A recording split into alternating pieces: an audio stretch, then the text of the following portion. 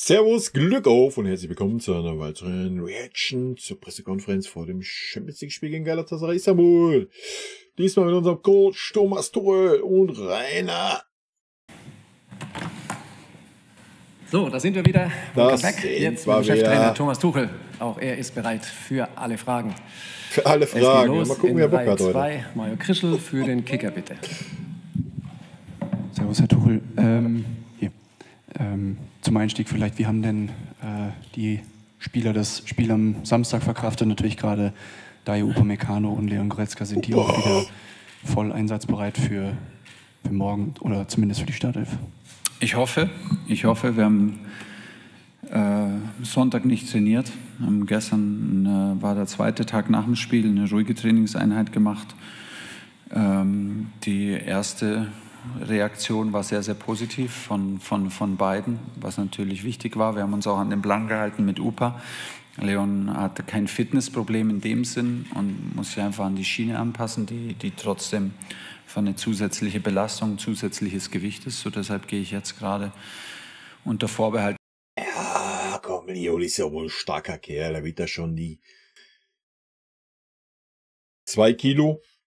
Je nachdem, was das für eine Schiene ist mit Verband und allem drum und dran, schön gepolstert und wird er wohl verkraften, aber 90 Minuten oder was weiß ich was mit 2 Kilo mehr an einer Seite rumzulaufen. Das Abschlusstraining ist davon aus, wenn nichts passiert, dass beide auch noch mal einsatzfähig sind, weil wir 3 Tage zwischen den Spielen hatten. Das gibt natürlich Upa schon ausreichend Möglichkeit, sich komplett zu erholen.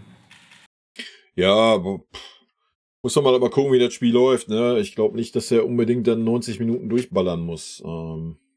Gerade im Hinblick, weil die Licht halt länger ausfällt. Wäre es schon ratsam zu gucken, ja, wenn Opa langsam rangeführt wird. Nee, nur Matat liegt. Ansonsten planen wir mit allen jetzt gleich im Training. Für Rafa Guerrero kommt der Kader wahrscheinlich noch einen Tick zu früh. Da ist Heidenheim. Alter, ich weiß gar nicht, den haben wir mal einmal irgendwie 10 Minuten gesehen oder so und das war's, ne? Das ist auch wild. Eieiei. Ja, macht da auch lieber langsam. Lass den Ball führ den mal langsam ran. Nicht, dass der in 2 Tagen dann wieder verletzt ist. Dankeschön, dann ganz oben in der Mitte mal Gabel für RTL. Grüß Sie, Herr Tuchel. Jetzt ist ja Jo Kimmich am Samstag gegen Heidenheim noch gesperrt. Gibt es Überlegungen bei Ihnen, dann möglicherweise jetzt um diesen Rhythmus, der jetzt so gut funktioniert hat, am Samstag nicht zu stören, dann jetzt auch morgen möglicherweise auf Jo Kimmich zu verzichten? Manuel Neuer hat eben gesagt, also wenn er spielberechtigt ist, dann möchte er eigentlich immer mit Jo Kimmich zusammenspielen. Ja, geht mir genauso. Jo ist ein absoluter Stammspieler und Fixpunkt in unserer Mannschaft. Fixpunkt.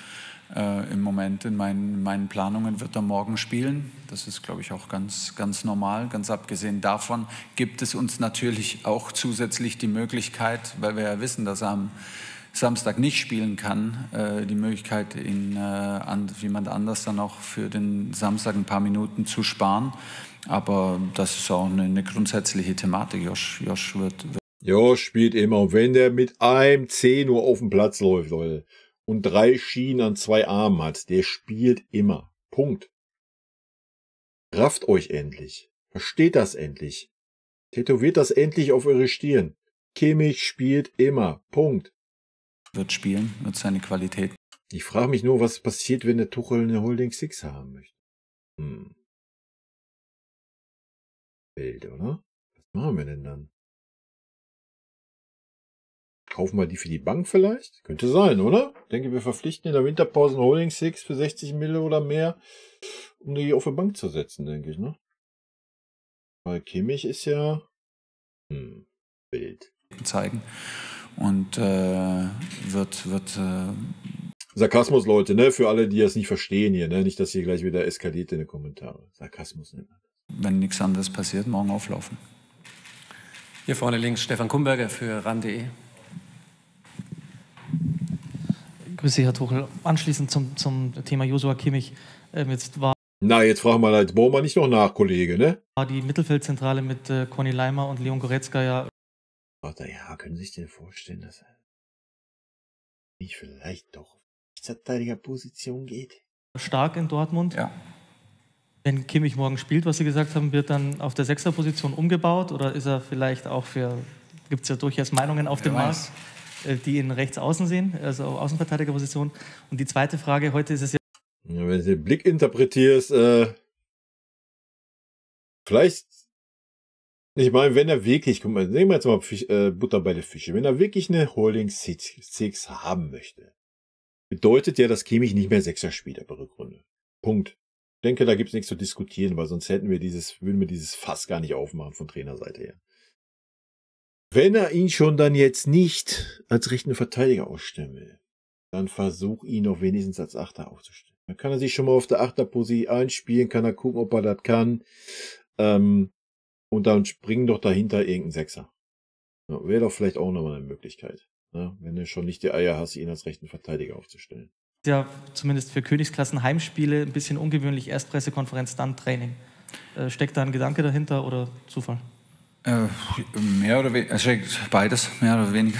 Es ist nicht Zufall, sondern wir gewinnen ein bisschen Zeit zur Regeneration und ich mag lieber am späten Nachmittag trainieren, wenn wir das ganz späte Spiel haben, so wie morgen, damit die Trainingszeit und von der Besprechung, die wir nachher machen, zum Spiel nicht gefühlte 2 Tage ist. Also wenn wir vormittags trainieren und dann erst am nächsten Tag um 9 Uhr, dann ist mir die Distanz zwischen dem Training und dem Spiel zu lange.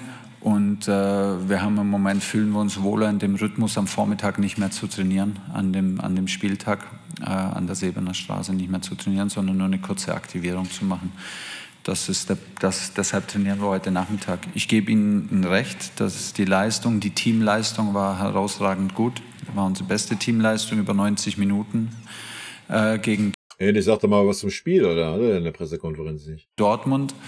Das gilt auch natürlich auch für unsere beiden Mittelfeldspieler. Ich habe bereits vor der Saison gesagt, wäre ideal. Ich glaube, dass es sehr gut wäre für unsere Mannschaft, wenig zu wechseln, dass sich Leute festspielen können. Und ich glaube, dass auch ein wichtiger Punkt für momentan die gute Offensive und die offensiven Abläufe ist, dass sich da Jungs festgespielt haben, die immer wieder starten, die Abläufe zueinander kennen. Das ist jetzt in der Abwehr wegen unserer Verletzungsthematik ein bisschen schwieriger. Deshalb haben wir da mehr Wechsel. Deshalb ist es, glaube ich, auch manchmal in unserem tiefen Ballbesitz noch ein bisschen fehlerhaft. Wir haben noch Manu, der während der Saison dann jetzt gerade neu dazugekommen ist und wechseln sehr oft die Formationen in der Abwehr und auf den Sechserpositionen, weil Conny dann manchmal ausweichen musste auf einen Rechtsverteidiger.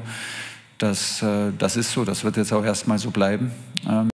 Verstehe ich jetzt nicht, worauf er gerade hinaus will, deswegen mein Stirn runzeln. Also vorne alles gut und schön, stimme ich ihm ja voll zu, habe ich ja auch schon oft genug gesagt. Nur wenn es dann so ist, dass ein Leroy mal keinen Bock hat oder ein Koman schlecht ist oder sowas, dann musst du die Jungs halt auch mal zur Halbzeit oder zur 60. Minute auswechseln. Ja, da spricht ja sonst nichts dagegen, dass die sich einspielen, dass die Abläufe dadurch besser werden mit Harry Kane und so weiter. Fühle ich alles komplett, was er sagt. Auch die Geschichte mit Thomas Müller. Aber nochmal habe ich ja ohne den anderen Dingen schon gesagt, dann bring Müller nicht noch für 3 Minuten in Mainz. Alter, das kannst du dir halt auch schenken. Ja. Wenn die Jungs performen, wenn die fit sind, dann muss man sich aber auch nicht hinsetzen in der zweiten PK und über irgendeine Belastung heulen. Und dann hat man die Gosche zu halten. Weil ansonsten wechselt die Spieler halt zur 60 Minute aus. Ja. Du hast einen Tell draußen, du hast einen Müller draußen. Ja, du hast sogar einen Knabri draußen. Die können dann wohl mal 30 Minuten Fußball spielen. Ja? Also dann sollte man nicht immer über das Thema rumheulen und dann anders argumentieren. Ansonsten bin ich komplett bei ihm. Natürlich macht das Sinn, sich einzuspielen. Ja?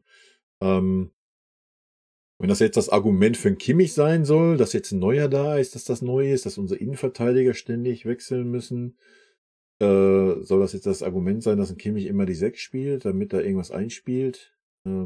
Wenn, hat das bisher definitiv nicht gefruchtet, weil die Leistungen von Kimmich sind nicht besser geworden. Ja, er hat mal zwischendurch einen Peak gehabt und dann war wieder meh. Also, weiß nicht, welchen Take er gerade machen möchte mit dieser Ausführung. Grundsätzlich stimme ich ihm zu, ja, logisch. Dass die Leute sich einspielen, gerade vorne mit Harry Kane als Fixpunkt, braucht das einfach ein bisschen Zeit, habe ich ja auch gesagt, gibt denen da vorne mal bis zur Winterpause Zeit. Nach der Winterpause zum Start kann man das dann beurteilen. ja, inwieweit da ein Konzept zu sehen ist. Und nichtsdestotrotz war es halt super auffällig, dass wir bisher fast ohne Flanken gespielt haben. Ja, also das ist ja dann auch nicht irgendwie eine Sache des Eingespieltseins, sondern eher eine Sache der Strategie, was ja auch okay ist. Aber gut, ich guck mal, vielleicht macht er noch einen Punkt irgendwie. Ich weiß gerade nicht, worauf er hinaus will. Mindestens bis zum Winter. Da müssen wir neben dem, dass es immer der Wunsch ist, mit der gleichen Mannschaft weiterzuspielen, müssen wir trotzdem auch schlau sein. Wir haben am Samstag wieder ein Spiel, wir wollen am Samstag wieder gewinnen. Wenn UPA morgen spielt, wird das natürlich die Wahrscheinlichkeit beeinflussen. Wir haben nur 2 Tage auf die Innenverteidigersituation am Samstag. Denn ich glaube, dass es nicht zu verantworten ist, ihn da in eine englische Woche reinzuschicken. Deshalb gibt es leider ein paar mehr Fragen zu beantworten, als einfach nur, hey, lassen wir einfach alles, weil es so gut war. Und dazu kommt, dass Gala komplett anders spielt als so, das ist jetzt sein Ding, ja? Wild. Ja, weiß ich nicht. Fühle ich jetzt nicht den Take, den er jetzt macht, warum Kimmich auf der 6 spielt. Sag ich euch ganz ehrlich. Wenn er jetzt sagt, ja, Opa, verstehe ich, ja. Ich denke, er wird dann gegen Heidenheim nicht spielen. Das ist ja okay, dann stellst du da einen Goretzka hin oder Notfall einen Kimmich, wie auch immer. Aber jetzt den Take zu machen, so weit ausgeholt, um zu sagen, ja, Kimmich spielt auf der 6, ja, I don't know. Ist doch gut. Wenn er einen Kimmich auf der 6 sieht, ist doch auch völlig okay, Leute. Dann hat doch keiner sich zu beschweren. Der Erfolg gibt ihm recht, abgesehen von Saarbrücken, wobei man da ja dann sagen muss, also Kimmich war ja dann Innenverteidiger, also von daher. Aber dann kann ich mich nicht dahinstellen und gefühlt jeden zweiten Tag eine Holding Six fordern. Punkt. Ja, das passt dann halt nicht zusammen. Meiner Meinung nach. Von daher bin ich dann gespannt, wie es dann in der Winterpause auf einmal umschlägt mit dem Kimmich. Ja, was nämlich dann? Ich bin gespannt. Als Dortmund. Und dann wollen wir auf ein paar Fragen hoffentlich einfache Antworten und Lösungen finden, dass wir morgen das Spiel gewinnen können. Dann eine Gastfrage auf Türkisch, bitte, ja. Çiğdem Günal, TVB-Spor. TVB-Spor, Çiğdem. Okay. Çiğdem Ünal von TVB-Spor. Am Wochenende der Klassiker haben Sie einen sehr hervorragenden Spiel gemacht. Ihre Spieler sind sehr in Form gegen Galatasaray. Wie haben Sie sich gegen Galatasaray vorbereitet? Im Gegensatz zum Kommt jetzt wieder Icardi-Frage. Ersten Spiel. Denken Sie, dass Okan Buruk einige Überraschungen morgen bringen wird? Wir hatten genug Probleme im ersten Spiel, um daraus zu lernen. Galatasaray war sehr, sehr stark. Nicht nur, weil sie zu Hause gespielt haben, sondern weil sie weil sie uns super hoch gepresst haben, super hoch angelaufen sind und wir einfach damit komplett überfordert waren. Ne? Da muss dann ein anderer Einfluss kommen aus der Mittelfeldzentrale. Möchte ich gar nicht nur am Kimmich festmachen.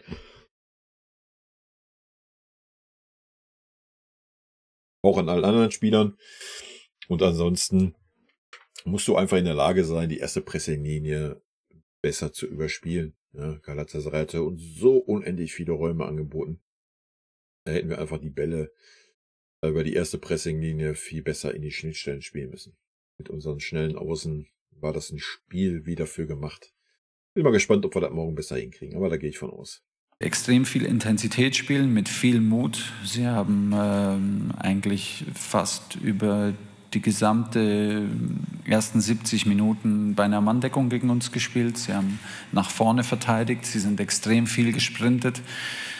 Wir haben extrem viel Druck aushalten müssen und wir haben viele Dinge besser zu machen. Ich weiß nicht, ob die Niederlage sie dazu verleitet, ihren Stil zu ändern. Ich glaube nicht. Es war ein extrem ausgeglichenes Spiel. Sie haben danach auch... Es war nicht ausgeglichen, es war komplett einseitig, 70 Minuten lang. Da muss man jetzt nicht schön reden und sagen, das war ein ausgeglichenes Spiel. Alter, wir waren maßlos unterlegen. Sofort wieder weitergewonnen. Deshalb erwarte ich eigentlich das, was wir auch bisher von Ihnen auswärts gesehen haben, morgen wieder eine sehr starke, eine sehr außergewöhnlich intensive Mannschaft von Galatasaray, Ich habe gerade bei den Kollegen gesagt, es erinnert mich ein bisschen an die Mannschaft von Atalanta Bergamo von vor ein paar Jahren, als die ihren Lauf in der Champions League hatten. Das war auch extrem schwierig und kompliziert, gegen diese Mannschaft zu spielen, weil es sehr außergewöhnlich ist. Und ja, brauchen wir morgen auf jeden Fall.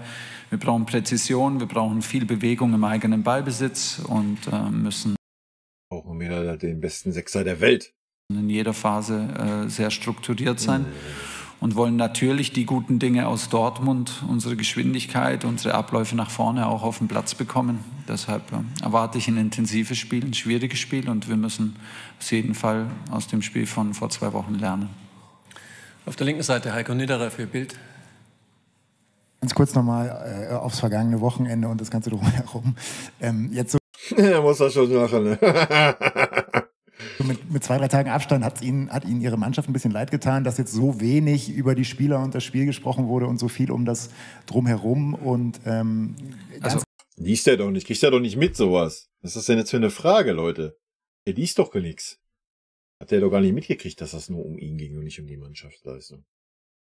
Ganz generell noch eine kurze Frage. Gibt es bei Ihnen so eine gewisse Vor- und Nachbereitung auf diese TV-Situation oder Nein. Ist das alles eher spontan? Nicht zu alt dafür. Und es ist spontan und bleibt dann auch authentisch. Dieter brieft mich. Ja, und Dieter hat gesagt, jetzt hau mal richtig raus, Thomas. Komm, lass dir das nie alles gefallen. Ja. Nein, wie gesagt, nochmal, ich bin bei ihm. Keine Ahnung, stellt euch vor, der Tuchel wird sich anhören, was wir hier jede Woche von uns geben in den Kommentaren. Geht halt nicht, ja. Und wenn man dann, wie lange ist er jetzt da? Ich weiß gar nicht, 7, 8 Monate, wo er täglich arbeitet, wo er natürlich aus seiner Sicht des Fußballs mit Sicherheit Fortschritte erzielt und so weiter und sich dann da die Experten hinsetzen oder die Fans und sagen, oh, ich sehe aber hier keinen Fortschritt, keine Weiterentwicklung. Ja, normal, ja, dass man sich dann da angegriffen fühlt und das komplett anders sieht.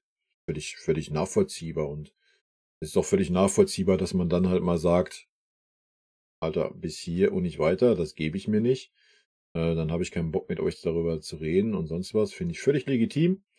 Man hätte das natürlich ein klein wenig souveräner machen können. Und nochmal, man hätte dann auch im Nachgang nochmal, gerade in der PK fand ich es ein bisschen respektlos den Dortmundern gegenüber. Weil die können da nichts für. Ne? Wenn dann Lothar oder Didi meinen, sie müssen da losledern, hätte man das ja so äußern können und hätte dann nochmal kurz zum Spiel was sagen können. Also ich fand es ein bisschen respektlos auf der Dortmunder Pressekonferenz, nur diesen einen Satz zu sagen und das war das gesamte Statement zum Spiel. Ja. Fand ich persönlich aber auch nur, ansonsten kann ich seine Reaktion völlig nachvollziehen. Ja. Nochmal, man hätte es ein bisschen souveräner haben können. Man hätte auch nochmal richtig mit 2, 3 klugen Sätzen den aber mal richtig Wind aus den Segeln nehmen können. Das hat er leider durch diese Art und Weise, wie er es getan hat, ein bisschen oder nicht genutzt, sag ich mal, ja, weil er dann eher ein bisschen rüberkam wie so ein kleiner, gekränkter Dude, was ihm nicht gerecht wird. Ja. Aber ich bin bei ihm, spontan, authentisch, sind wir auf einer Wellenlinie, waren wir schon immer. Von daher fühle ich das. Ja. Und wenn man das in der Situation so gefühlt hat, dann kann man das auch durchaus mal so machen. Punkt. Mit allen Themen, die er mich brieft, weiß ich, die kommen nicht dran, weil er jedes Mal eine andere Frage stellt. So deshalb. Aber wir machen weiter. Das bleibt authentisch und aber wir machen weiter. werdet normalerweise von mir immer gerade raus eine Antwort und eine Meinung kriegen. Und nee, meine Mannschaft tut mir nicht leid, weil ich weiß jetzt auch gar nicht, wie viel darüber gesprochen wird, wie viel Lob sie bekommen haben, aber sie haben unmittelbar natürlich Feedback auf den Platz bekommen und sie bekommen das von uns. Ich wollte gerade sagen, also jetzt immer ernsthaft, als ob ein Spieler jetzt irgendein Feedback aus irgendeiner Zeitung oder sonst was interessiert. Ja, was interessiert dich das? Ja. Dich interessiert das Feedback vom Trainer. So, das ist das Wichtige, wie der Trainer dich sieht, weil dann weißt du, ob du im nächsten Spiel wieder spielst oder nicht. Selbst wenn der Kicker dir eine Note 2 gibt und der Trainer sagt dir, ja, Junge, das war nix, ja, kannst du dir mal überlegen, was wichtiger ist. Klar wird es Spieler geben, die da vielleicht Social Media mäßig mehr drin sind oder so, keine Ahnung, weiß ich nicht, kann ich nicht beurteilen. gesund wäre es auf jeden Fall zu sagen, es ist mir egal. Ich interessiert nur, was das Trainerteam sagt und gut ist. Uns natürlich dass das nicht immer so ist und nicht immer umsetzbar in der heutigen Zeit, ist mir auch klar. Ja, aber ich sage nur, halt wäre. Das Lob und die wissen schon sehr, sehr genau, dass sie eine Top-Leistung gebracht haben. Ja, und dabei muss es bleiben. Wir müssen uns sowieso nach Möglichkeit unabhängig davon machen, ob wir von außen gelobt oder kritisiert werden. Ja, guck mal, sagt er dasselbe, was ich gerade erzähle. Und ich war mit einer speziellen Berichterstattung unzufrieden. Wenn Sie sich die Mühe gemacht haben, meine anderen Interviews anzuschauen, werden Sie gesehen haben, dass wir auf jeden Fall, wie immer, den Inhalt in die Mitte gestellt haben und diesmal... Naja, finde ich, nochmal, ja, dann hätte er das auf der Pressekonferenz machen müssen, nach dem Spiel, wo um sein Statement geboten wurde. Das war für mich der falsche Moment, um da rauszuhauen, so, mehr, frag doch den Lothar und den Didi. Wenn er da beim Sky im Interview ist und da die an dem Tisch stehen, dann bin ich dabei, da gehst du da hin, dann sagst du einen Satz und gehst wieder. Das habe ich keinen Bock drauf. Ja. Hier, ihr seht die Leistung, die wir gebracht haben. So, alles gut. Fühle ich, da in der PK, wo man nach dem Statement gefragt wird, man kann den Satz droppen, den er gedroppt hat, fühle ich, kannst du machen, ja, aber dann erzähl danach doch wenigstens nochmal aus Respekt 2, 3 Sätze zum Spiel und dann wäre doch auch gut gewesen. Sehr viel Grund zu loben hatten, deshalb ist alles gut. Hier auf der rechten Seite oben, ja? Turkish, please. Yes, please. Yes, sorry.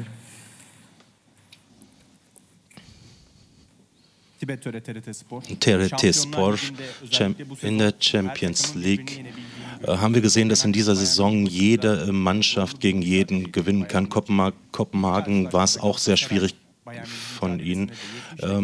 Galatasaray, Bayern das Spiel. Die ersten 70 Minuten hat Galatasaray sehr, sehr gut gespielt. Haben sie sich waren sie sehr erregt, beziehungsweise waren sie ängstlich die ersten 70 Minuten. Jetzt morgen, was denken Sie diesbezüglich? Nein, wir waren nicht ängstlich, aber natürlich, es war ein sehr intensives. Wir wurden abgekocht.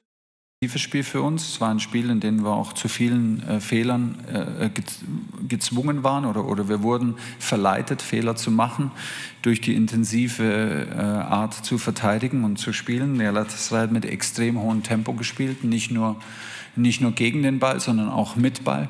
Wir hatten auch unsere Momente, um Galatasaray weh zu tun, aber es hat eine ganze... Und vor allem hatten wir die Räume, Alter. Was waren da für Räume, ey? Weile gebraucht. Unsere zweite Hälfte war deutlich besser. Wir haben selber mehr Zweikämpfe. Naja, das lag aber nur daran bei Galatasaray. Jetzt hat es vorhin selber gesagt.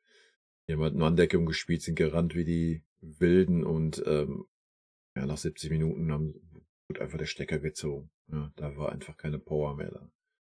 Also hätten die da so ein bisschen besseres Mittel gefunden, aber ich denke, das ist auch ein bisschen dem Stadion geschuldet. Ich denke, das wird morgen ein bisschen anders sein. Da werden die sich die Kräfte, glaube ich, ein bisschen besser einteilen. Da glaube ich nicht, dass die wieder blindlings 45 Minuten durchgehend anstimmen werden. Weil sie halt nicht dieses Stadion dahinter haben, was sich pusht einfach. Ja, ist ja ganz normal. Ich denke, da werden sie ein bisschen schlauer agieren, so dass die Kräfte über 90 Minuten reichen. Und von daher bin ich sehr gespannt auf das Spiel.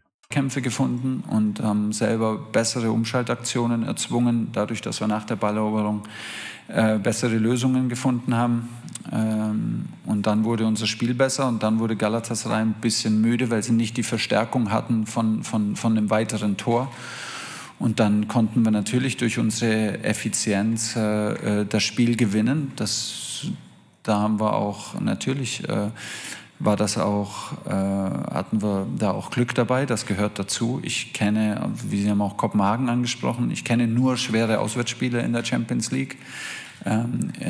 Die Qualität rückt immer weiter zusammen. Mannschaften, die als Underdog in die Spiele gehen, haben diese Pokalatmosphäre, nutzen die Atmosphäre, um über sich hinauszuwachsen und ich erwarte morgen große Unterstützung auch. Wir erwarten große Unterstützung für Galatasaray. Ich weiß nicht, ob das ein klassisches... Wollte ich gerade sagen. Also erstmal stimme ich ihm dazu, was so die Auswärtsspiele in der Champions League anbelangt. Natürlich versuchen die alles.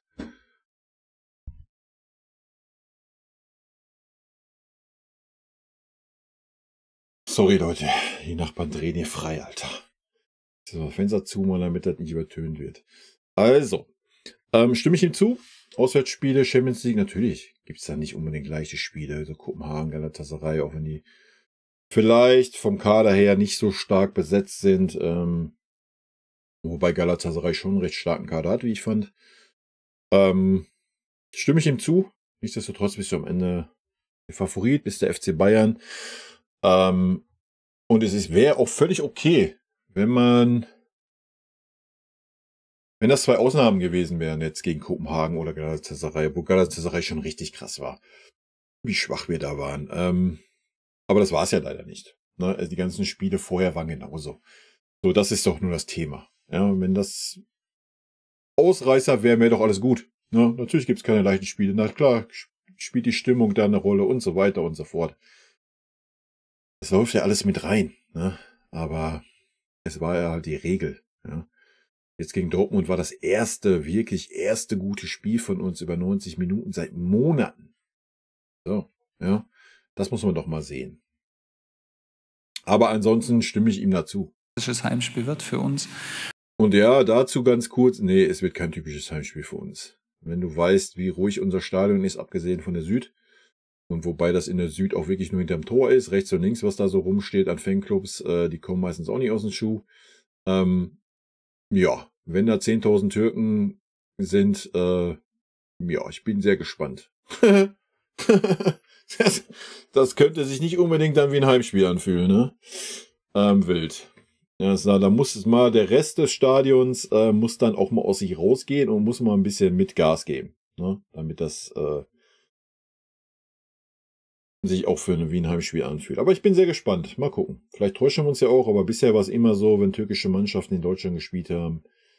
Ja, mal abwarten.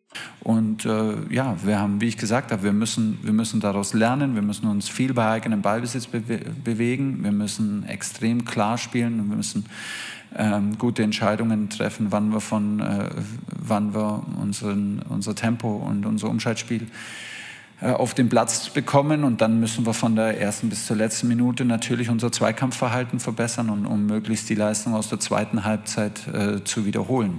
Dann ist es auch sehr schwer, gegen uns zu spielen, aber wir erwarten ein intensives, ausgeglichenes Match morgen und freuen uns. Naja, die Leistung aus der zweiten Halbzeit wiederholen nochmal. Das waren 25 Minuten, 20 Minuten, ja? Bis zur 70. Mal Galatasaray, klar die bessere Mannschaft. Da muss man nichts beschönigen, nichts schönreden. Und die waren müde. So, das ist das einzige Ding. Ja, wir müssen einfach so eine konzentrierte Leistung bringen wie gegen Dortmund. Das ist die Mindestvoraussetzung. Und dann kannst du denen auch ganz schnell den Zahn ziehen. So Räume, wie die uns angeboten haben, bieten die uns die nur ansatzweise jetzt an. Ja, dann machst du da 2, 3 Hütten ganz fix und dann ist das Thema auch, dann ist da Ruhe im Karton. Ja. Machst du das nicht, natürlich kriegst du es wieder nicht geschissen, da irgendwie das richtige Mittel zu haben, die richtige Balance zu haben, das werden wir sehen. Bin sehr gespannt, wer da in der Mitte auflaufen wird.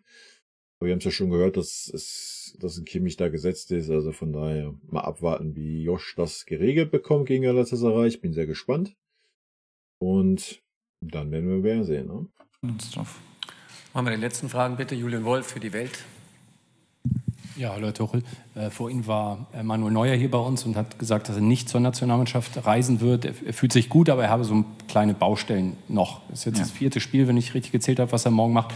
Können Sie einmal sagen, ist er wieder voll da? Wie groß ist sein Impact für die Mannschaft und wie hat er die ersten Belastungen?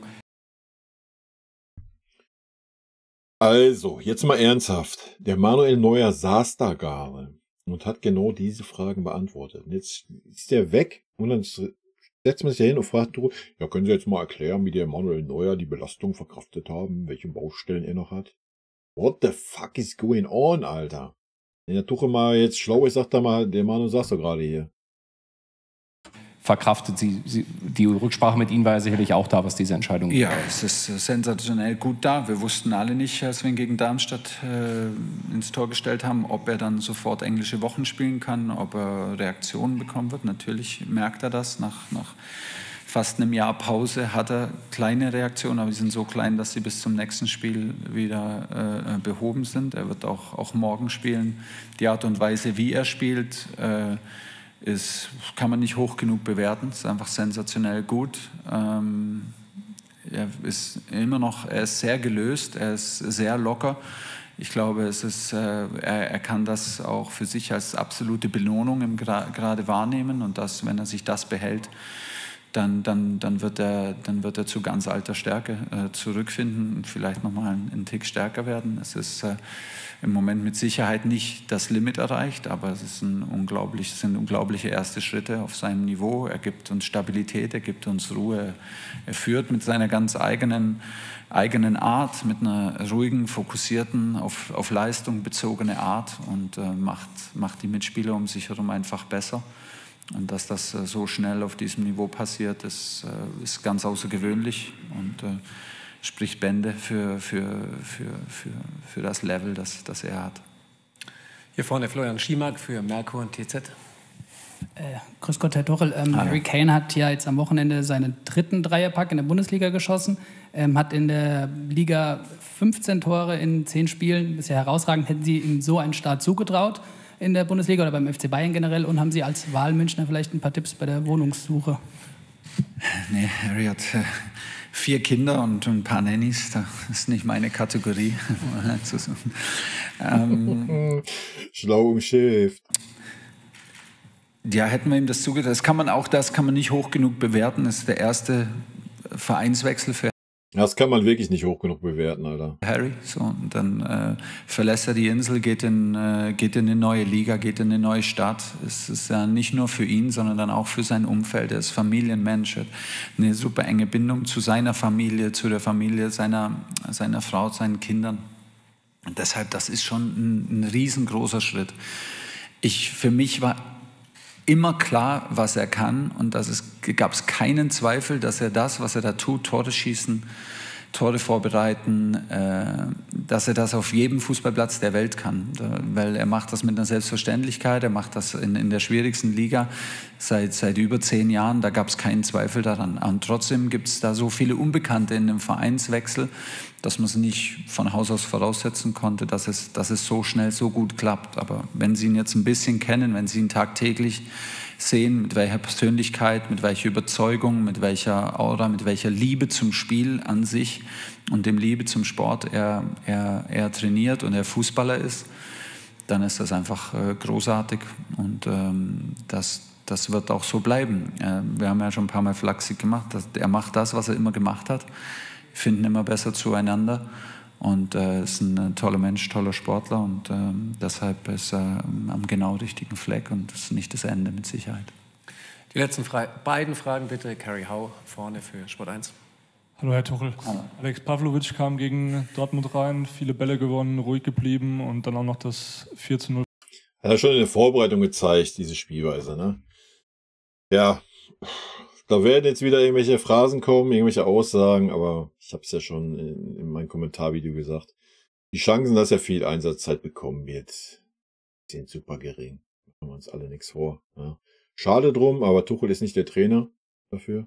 Er mag lieber gestandene Spieler, was okay ist. So ist halt jeder Trainer so ein bisschen eigen.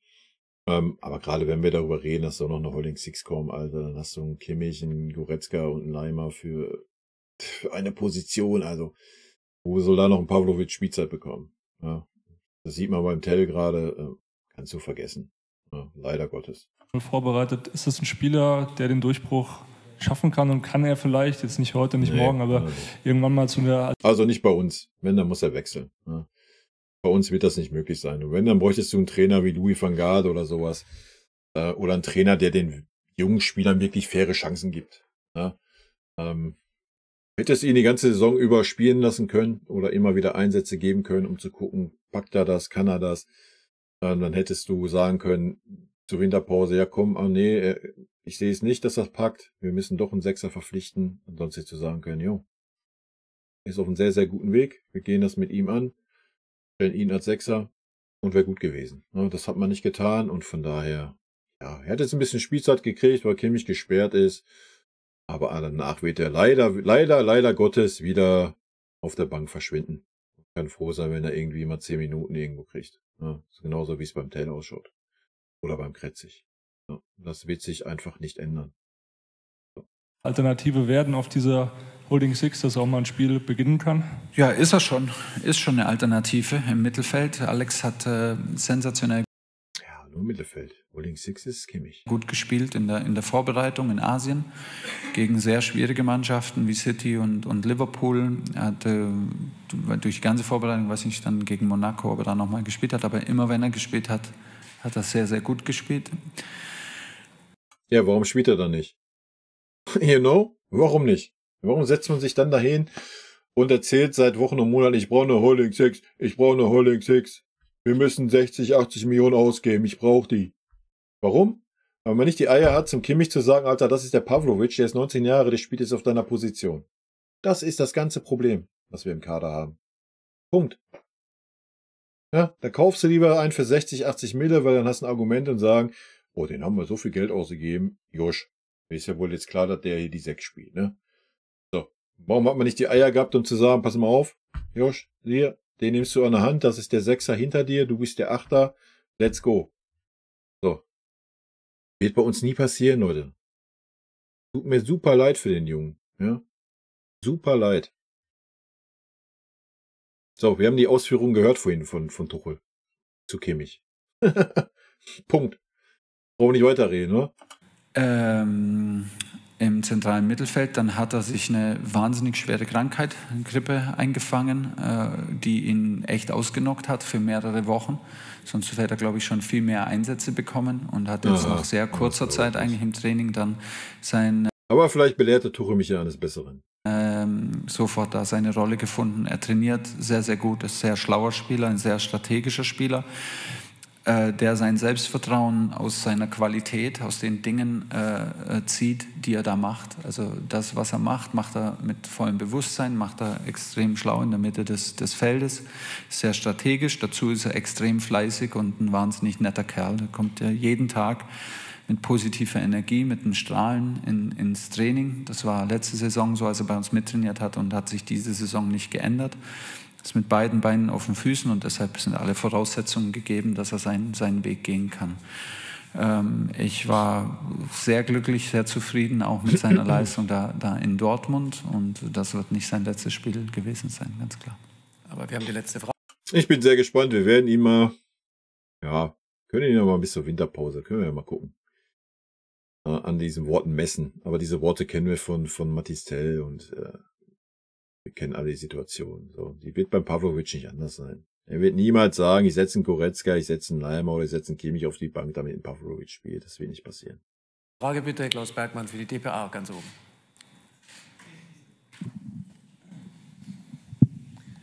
Herr Tuchel, was wird es denn bedeuten, wenn man sich schon am 4. Spieltag für das Achtelfinale qualifiziert?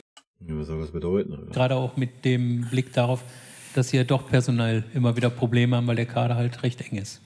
Ja, wir würden trotzdem, natürlich ist das unser Wunsch, weil die Gruppenphase für mein Dafürhalten immer super schwierig ist. Deshalb so früh wie möglich uns für die K.O.-Phase zu qualifizieren, gäbe uns riesengroßes Selbstvertrauen und wäre eine riesengroße Bestätigung. Wir wissen, dass das morgen natürlich ein nächster schwieriger Schritt wird, dorthin.